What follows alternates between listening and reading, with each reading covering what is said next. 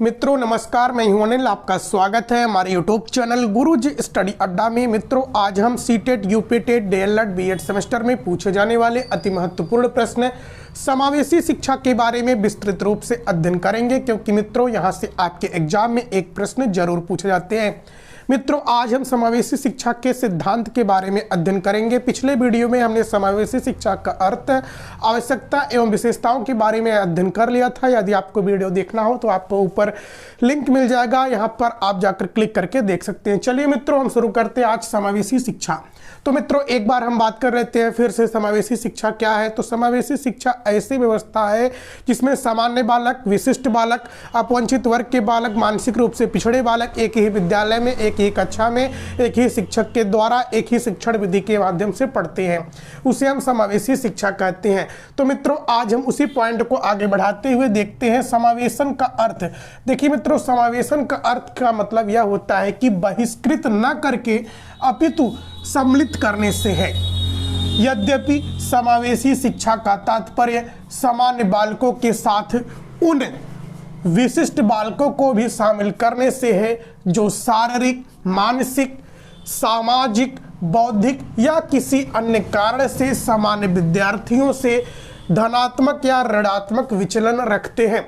देखिए मित्रों समावेशन का अर्थ का मतलब यह होता है कि किसी भी बालक को बहिष्कृत करने से नहीं है, कि चाहे वह धर्म, जात, लिंग या किसी भी बालक के भेदभाव से नहीं है, बल्कि मित्रों समावेशित करना या समावेशन का मतलब यह होता है कि सभी बालक को सम्मिलित किया जाए, किसमें, एक ही विद्यालय में, एक ही कक्षा में, समावेशी शिक्षा के तहत।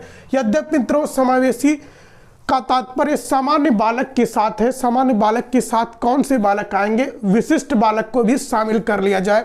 विशिष्ट बालक कौन होते हैं? विशिष्ट बालक हमने बताया है दो तरीके से होते हैं, प्रतिभाशाली बालक होते हैं, दिव्यांग विकलांग बालक होते हैं।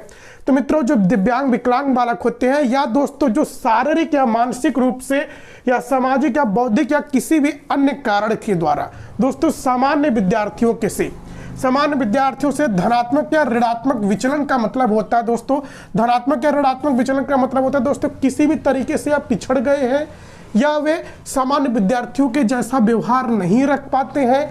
तो दोस्तों इसका मतलब यही होता है धनात्मक या ऋणात्मक विचलन से। तो रखते हो धनात्मक या ऋणात्मक विचलन रखते हो तो ऐसे भी विद्यार्थियों को एक ही विद्यालय में एक ही शिक्षक के द्वारा पढ़ाया जाए तो इसे ही हम समावेशी शिक्षा कहते हैं। इसके विपरीत मित्रों हम आपको विशिष्ट शिक्षा के बारे में एक बार बता दें तो विशिष्ट शिक्षा व्यवस्था उस व्यवस्था को कहते हैं जब हम किसी भी पर्टिकुलर एक समस्या वाले बालकों के अध्ययन कराते हैं तो उसे विशिष्ट शिक्षा कहते हैं। जैसे कि मित्रों जो ब्रेल लिपि है, ब्रेल लिपि हम अंधे बालकों को पढ़ाते हैं, उनको हम स्पर्श कराकर पढ़ाते हैं। और मित्रों बहरे बालकों को पढ़ाने के लिए अलग शिक्षण विधियां हैं, विशिष्ट कक्षाएं चलाई जाती हैं ऐसे बच्चों के लिए। तो मित्रों यह समावेशी शिक्षा के अंतर्गत सभी बच्चों को एक साथ शामिल करके पढ़ाया जाता है, इसलिए ऐसे बालकों को विशिष्ट बालक भी कहा जाता है। कौन से बालक मित्रों विशिष्ट बालक कहते हैं? जो धनात्मक या ऋणात्मक विचलन रखते हैं, ऐसे बालकों को विशिष्ट बालक कहा जाता है। अब मित्रों हम बात करते हैं समावेशन से जुड़ी मुख्य बातें हैं। तो मित्रों इसमें पहला पॉइंट है समावेशन पूर्ण या अर्ध भी हो सकता है। समावेशन पूर्णता भी हो सकता है या अर्ध भी हो सकता है। इसका मतलब मित्रों यह है कि जो समावेशी शिक्षा में कुछ बालक ऐसे हो सकते हैं जो पूरी तरह से सम्मिलित हो सकते हैं या कुछ अर्ध भी हो सकता है। इसका मतलब यह मित्रों कुछ ऐसे बालक होते हैं जैसे कि जो विशिष्ट बालक है उनको कुछ सहायता आप दे, जैसे कि मित्रों कुछ बालक को कम दिखाई देता है तो उनके पीछे बैठाने की अपेक्षा आप क्लासरूम के आगे वाले सीट पर बैठाइए, तो ऐसे बालक का समावेशन पूरी तरह से हो सकता है। कुछ ऐसे बालक हैं जो समायोजित नहीं हो पाते, लेकिन कुछ विशिष्ट उपकरण देकर उनको समावेशी शिक्षा के तहत आप समावेशन करा सकते हैं। दूसरा पॉइंट है दोस्तों समावेशन से पहले वह रिक्ति या कमी पूरी की जाए जिसकी वजह से विशिष्ट बालक सामान्य बालक के साथ कक्षा नहीं ले पा रहे हैं।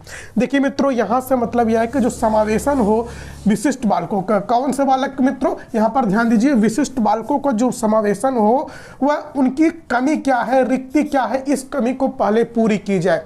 जैसे कि मित्रों विशिष्ट बालक के अंतर्गत या दिव्यांग बालक बैठा है तो पहले उसकी कुछ उपकरण दिया जाए ताकि वह अच्छे से बैठ सके। यदि कोई ऐसा बालक है जिसका हाथ पैर में कुछ कुछ विकृति उत्पन्न हुई हुई है तो उसकी विकृति को पहले दूर किया जाए। कुछ ऐसा बालक है जो कम सुनता हो मित्रों, तो उसकी कमी क्या है, कम सुनना, लेकिन हम उसे श्रवण यंत्र दे दे, सुनाई देने वाला यंत्र दे दे तो उसकी कमी या रिक्ति पूरी हो जाएगी। तब वह कैसा बालक हो जाएगा, वह भी सामान्य बालक के साथ कक्षा में बैठने लायक हो जाएगा। तो मित्रों अब हम आगे बात करते हैं, देखते हैं। चलिए मित्रों अब हम तीसरा पॉइंट देखते हैं। समावेशन में भी कक्षा या स्कूल सामान्य होगा, लेकिन शिक्षण विधियां वैयक्तिक विभिन्नता या विद्यार्थियों की जरूरत के अनुसार होगी। समावेशन के बावजूद अंतरों का ध्यान रखा जाएगा। देखिए मित्रों यहाँ पर क्या बताया गया है कि जो समावेशन होगा, समावेशन में जो बच्चे होंगे वे सामान्य स्कूल में ही रहेंगे, मतलब कि जो सामान्य बालक होंगे, विशिष्ट बालक, सभी बालक के लिए एक ही स्कूल होगा। कैसा स्कूल होगा, सामान्य स्कूल होगा। लेकिन मित्रों जब आपके समावेशी विद्यालय में कैसे बच्चे होंगे, वैयक्तिक विभिन्नता लिए हुए बच्चे होंगे। प्रत्येक बालक अलग अलग स्तर से सीखते हैं, क्योंकि समावेशी विद्यालय में आपके प्रतिभाशाली बालक होंगे और आपके मंद बुद्धि के भी बालक होंगे, मानसिक रूप से पिछड़े हुए बालक होंगे। तो ऐसे बच्चों के वैयक्तिक विभिन्नता को ध्यान में रखते हुए एवं विद्यार्थियों की जरूरत के अनुसार जो शिक्षक होगा अपनी शिक्षण विधि बनाएगा कि बालक को कैसे पढ़ाना है, ताकि सभी बालक को ध्यान में रखते हुए शिक्षक पढ़ाएगा। इसलिए वह अपना आव्यूह बनाएगा, मतलब शिक्षण विधि के द्वारा वह पढ़ाएगा, विभिन्न शिक्षण विधियों का उपयोग करेगा। समावेशन के बावजूद अंतरों का ध्यान रखा जाएगा, यानी कि मित्रों समावेशी कक्षा में समावेशन होने के बावजूद भी प्रत्येक बालक के अलग अलग रुचि, योग्यता, अभिक्षमता, सीखने के स्तर को ध्यान में रखते हुए ऐसी शिक्षण विधि का शिक्षक उपयोग करेगा ताकि सभी बच्चों को एक साथ बैठाकर पढ़ाया जा सके। जैसे कि मित्रों आप सोच रहे होंगे कि यह कैसे संभव है, आपके कक्षा में अलग अलग बुद्धि लिए हुए स्तर के विद्यार्थी हैं तो आप कैसे पढ़ाएंगे। जैसे कि मित्रों हम मान लेते हैं कि आपके कक्षा में मंद बुद्धि के बालक हैं और दोस्तों एक तरफ के जो प्रतिभाशाली बालक हैं, प्रतिभाशाली बालक हैं, तो मित्रों आप ऐसे बच्चों को एक ही विद्यालय में कैसे पढ़ाएंगे। आप सोच रहे होंगे एक तो तेज तर्रार बालक है और ये मंद बुद्धि के बालक है, ये जल्दी सीखेंगे फिर उसके बाद कक्षा में शोर मचाएंगे। तो मित्रों आप कक्षा को संतुलित करते हुए पढ़ाएंगे। जैसे कि जो मंद बुद्धि के बालक हैं ऐसे बालकों को आप 3 क्वेश्चन दे दीजिए, आसान आसान दे दीजिए हल करने के लिए पढ़ाने की बात, क्योंकि जब शिक्षक पढ़ाता है तो सभी को एक समान पढ़ाता है। लेकिन जो मंद बुद्धि का बालक है इसको सिर्फ 3 क्वेश्चन दीजिए पढ़ाने के लिए, करने के लिए या बताने के लिए। और मित्रों जो प्रतिभाशाली वाला बालक है इसको आप 10 क्वेश्चन दे दीजिए। तो मित्रों जो यह प्रतिभाशाली वाला बालक है या इसमें फंसा रहेगा, जो अपनी तेज तर्रार बालक है वह उसमें भी सीखेगा, लेकिन जो मंद बुद्धि का बालक है वह अपने स्तर के अनुकूल सीखेगा। तो मित्रों समावेशी शिक्षा में इस प्रकार संतुलन बैठाकर आप सभी व्यक्तिगत विभिन्नता लिए हुए बच्चों को आसानी से पढ़ा सकते हैं। अब हम बात करते हैं समावेशी शिक्षा के सिद्धांत की। तो मित्रों यदि हम समावेशी शिक्षा के सिद्धांत की बात करें तो सबसे पहले आपके सामने आता है सामाजिक सिद्धांत। सामाजिक सिद्धांत की बात करें तो मित्रों सामाजिक सिद्धांत में जो समाज है, समाज प्रत्येक व्यक्ति को, प्रत्येक बालक को एक समान देखता है, किसी को वीआईपी नहीं समझता है। जो पद बनाए गए हैं मित्रों यह हम मनुष्यों ने बनाए हैं, मानव ने बनाया है, आपने बनाया है, लेकिन समाज सभी व्यक्ति को एक समान देखता है। इसलिए मित्रों जो समाज है, समाज कहता है कि जो शिक्षा है सभी बालक को, सभी वर्ग के बालक को एक समान मिलनी चाहिए। इसलिए दोस्तों समाज का यह सामाजिक सिद्धांत होता है। तो मित्रों अब हम दूसरे पॉइंट की बात करते हैं, प्रजातांत्रिक सिद्धांत। तो मित्रों यदि हम प्रजातांत्रिक सिद्धांत की बात करें तो प्रजातांत्रिक या लोकतांत्रिक सिद्धांत में मित्रों यह बताया गया है कि कोई भी बालक हो या व्यक्ति हो सभी को पढ़ने का अधिकार है, एक समान पढ़ने का अधिकार है, लेकिन किसी भी बच्चे में वह जाति, धर्म, रंग, रूप इत्यादि लिंग के भेदभाव के आधार पर नहीं किया जाएगा। यानी कि मित्रों किसी भी व्यक्ति में व्यक्तिगत विभिन्नता या भेदभाव नहीं देखा जाएगा कि यह बालक जो है या निजी तबके का है या ऊपर तबके का है या काली चमड़ी वाला है या गोरी चमड़ी वाला, यानी कि किसी भी प्रकार का भेदभाव नहीं किया जाएगा। यह प्रजातांत्रिक सिद्धांत है। कैसा? समावेशी शिक्षा का प्रजातांत्रिक सिद्धांत है। और मित्रों यदि हम बात करें मनोवैज्ञानिक सिद्धांत समावेशी शिक्षा का, तो समावेशी शिक्षा में मनोवैज्ञानिकों का यह मानना है कि मित्रों संसार या इस पृथ्वी पर रहने वाला प्रत्येक बालक को सीखने की क्षमता होती है, यानी कि प्रत्येक बच्चा कुछ न कुछ सीखता है और प्रत्येक बच्चा विशिष्ट होता है, प्रत्येक बच्चा में सीखने की क्षमता होती है। इसलिए सभी बच्चों को सिखाने के लिए कैसी व्यवस्था हो, सभी बच्चों को सिखाने के लिए समावेशी शिक्षा की व्यवस्था हो।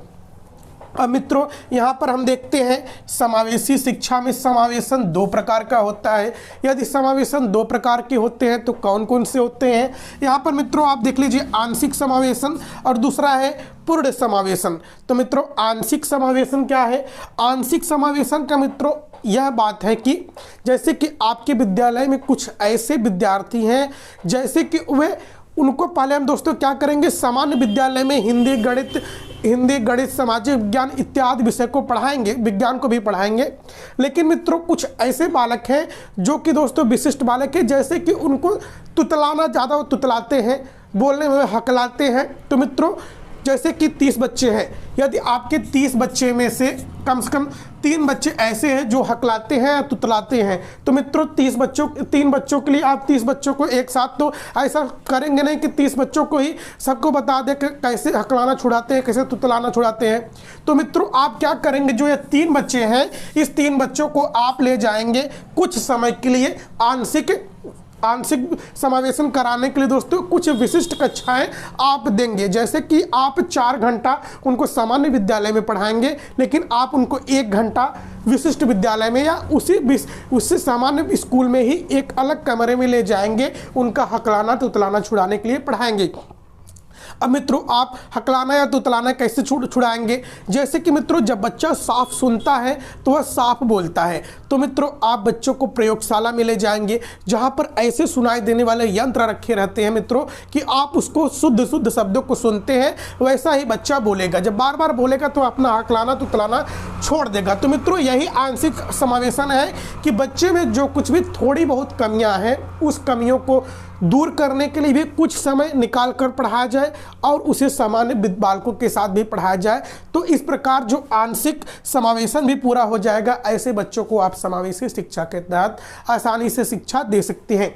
अब मित्रों दूसरा पॉइंट है पूर्ण समावेशन क्या है। देखिए मित्रों पूर्ण समावेशन वे है जैसे कि मित्रों आपके कक्षा में कुछ ऐसे विद्यार्थी हैं जिनको कम सुनाई देता है, लेकिन मित्रों जब बच्चों को कम सुनाई देता है तो आप उसे आगे वाले सीट पर बैठा दीजिए। जब आप उसे आगे वाले सीट पर बैठा देंगे तो वह सुनने लगेगा तो क्या होगा, समावेशी शिक्षा में उसका पूर्ण समावेशन हो जाएगा। जैसे कि मित्रों कुछ बालक है जिसको कम दिखाई देता है तो आप उसके पावर वाला चश्मा दे दीजिए, उसके चेक कराकर डॉक्टर से, तो उसका भी क्या होगा, पूर्ण समावेशन हो जाएगा। तो ऐसे विशिष्ट बालकों को, ऐसे जो अक्षमता लिए हुए बालकों को उनकी ज़रूरतों को पूरा करके, उनके प्रसाधन आवंटित करके, मतलब उनकी ज़रूरत की सामग्रियों को आवंटित करके देकर उनको समावेशी विद्यालय में एक ही शिक्षा की व्यवस्था के तहत आप उसे शिक्षित कर सकते हैं। तो मित्रों वीडियो अच्छा लगा हो तो लाइक कीजिएगा, अपने हर एक ग्रुप में शेयर कीजिएगा। जय हिंद, जय भारत।